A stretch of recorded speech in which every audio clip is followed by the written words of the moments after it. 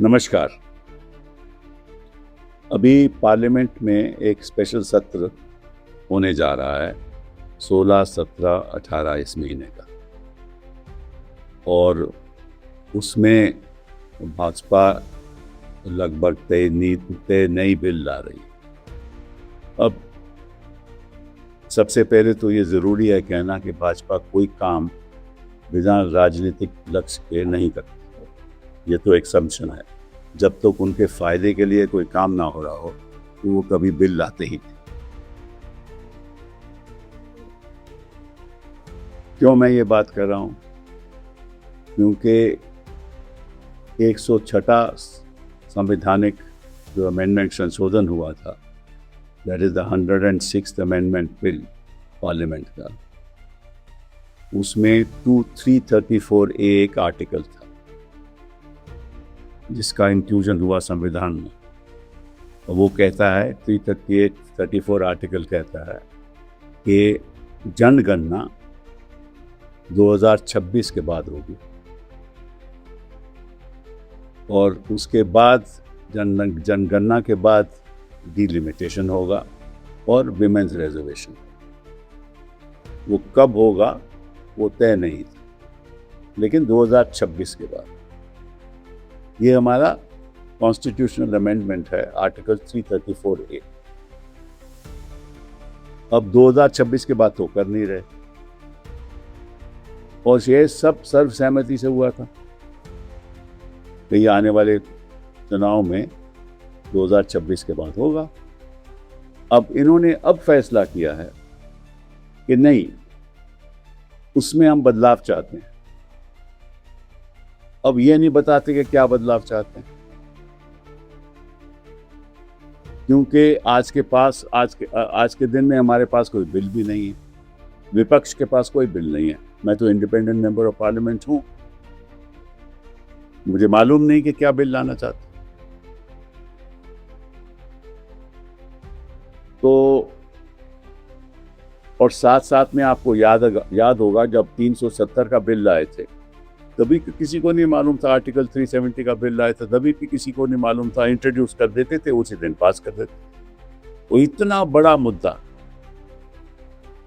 खास तौर में महिला आरक्षण का मुद्दा, मैं समझता हूं कि हिंदुस्तान की राजनीति में ऐसा बदलाव आना चाहिए, आएगा, और उस पे हम प्रतिबद्ध हैं। ये तुरंत होना चाहिए। लेकिन इन्होंने खुद फैसला किया 2023 में, जब आर्टिकल 334 संविधान में इन्होंने उसको जोड़ा, तब इन्होंने खुद फैसला किया कि 2026 के बाद करेंगे। तो अब ये कहते हैं कि नहीं, कोई जनगणना की जरूरत नहीं है, 2011 का जो सेंसस है उसके हिसाब से हम आगे बढ़ेंगे। तो इनका लक्ष्य जरूर कोई राजनीतिक लक्ष्य होगा, तो वो मैं उसके बारे में अभी बात करूंगा। दूसरी बात जो इससे भी ज्यादा महत्वपूर्ण है कि ये 16, 17, 18 क्यों हो रहा है।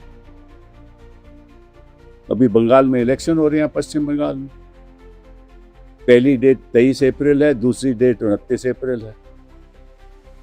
तो क्या वो पश्चिम बंगाल में, चाहे वो टीएमसी के लोग हों चाहे कोई और हो, क्या वो वहां कैंपेन करेंगे कि यहां आएंगे वोट देने के लिए? यही जो एक्सरसाइज है ये 29 के बाद भी हो सकती है। इसमें भी एक राजनीतिक उनकी सोच है कि किसी तरीके से वो इलेक्शन डिस्टर्ब करो, उसमें बाधा डालो और अभी इसको पारित करो। The point that is to be noted is that the BJP does nothing unless they know there is a political advantage that they have in the process. Under Article 334 of the Constitution, which was the 106th constitutional amendment, which was passed unanimously in the Houses of Parliament, it was decided that there will be a census that will happen after 2026. And of course, this is all connected with women's reservation of 33%. So census will happen after 2026. women's reservation will happen too, and there will be a delimitation process after 2026. So that exercise will be done after 2026.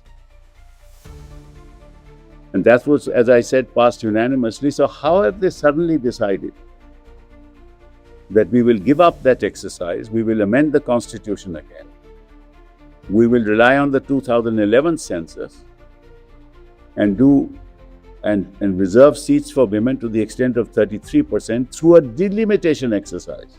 Now, through a delimitation exercise, which will impact the parliamentary constituency. So, obviously, their political objective is to somehow win the 2029 election. इसका मकसद एक ही है कि किसी तरीके से 2029 के जो लोकसभा इलेक्शन है उसमें वो ज्यादा संख्या से इनको सीटें आए, यही इनका लक्ष्य है. This is there political objective.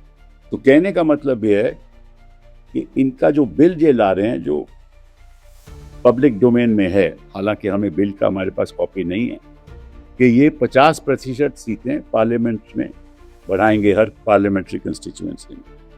तो उसका नतीजा क्या होगा, मैं आंकड़े से आपको समझाता हूँ कि इस समय तमिलनाडु में 39 सीट्स हैं, 39 सीट हैं, और उत्तर प्रदेश में 80. तो अगर आप 50% बढ़ाओगे तो 80 से 120 हो जाएंगी, और तमिलनाडु की 39 से हो जाएंगी 59. तो पहले जो अंतर था वो केवल था 41 सीटों का, अब अंतर हो जाएगा 61 सीटों का. तो हर प्रदेश में अगर ये आंकड़े रखोगे तो नॉर्थ इंडिया में अंतर बढ़ेगा सीटों का.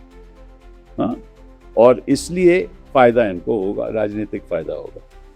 चलिए इस बात को भी छोड़ दीजिए, फिर आगे क्या करने क्या रहे हैं.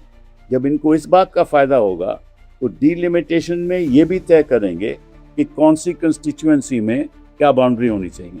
यही डीलिमिटेशन की एक्सरसाइज होगी, वो भी इनके हाथ में है, बिकॉज इनके हाथ में पॉकेट वीटोज हैं. Like CEC is a pocket veto, and the chairman of the delimitation commission will also be a pocket veto. जो चाहेगा, right, whatever they want will be done, right? And we've seen that happen with a very renowned retired judge of the Supreme Court of India, both in Jammu and Kashmir as well as in Assam. That's how the delimitation process has been done. So, therefore, in exercise of these pocket vetoes, they will decide which constituencies are more favorable to them in terms of that exercise. जब परिसीमन होगा तो कौन सी constituency में इनको फायदा होने वाला है, वो चेयरमैन डिलिमिटेशन द्वारा अपने फायदे के लिए वो काम करेंगे. जो बाउंड्री होगी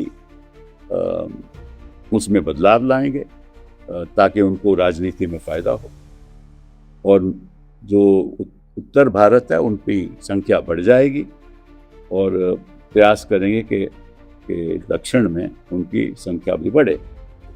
तो ये भी एक राजनीतिक मुद्दा है. तो ये सब क्यों करना चाहते हैं, और इतनी जल्दी में क्यों करना चाहते हैं. और एक बात आपको, वो एक लीगल बात है, आपके सामने मैं रखना चाहता हूँ कि जो संशोधन हुआ था जिसके द्वारा कॉन्स्टिट्यूशनल अमेंडमेंट 106 पारित होकर संविधान में जुड़ा, 334A, उसमें ये लिखा है कि विमेन्स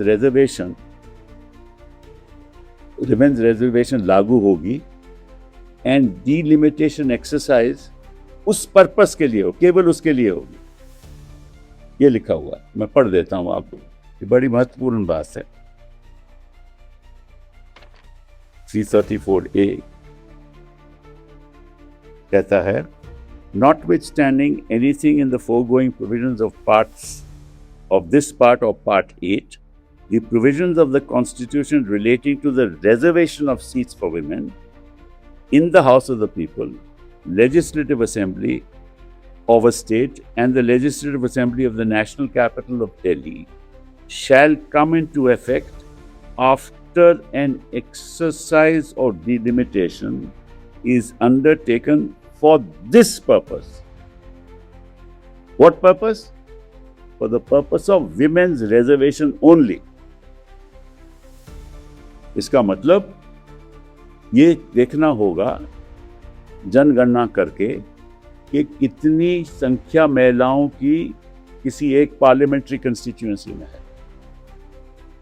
और फिर उसका डिलिमिटेशन करो कि कौन सी कंस्टिट्यूएंसी हिंदुस्तान की महिलाओं के लिए रिजर्व रहेगी।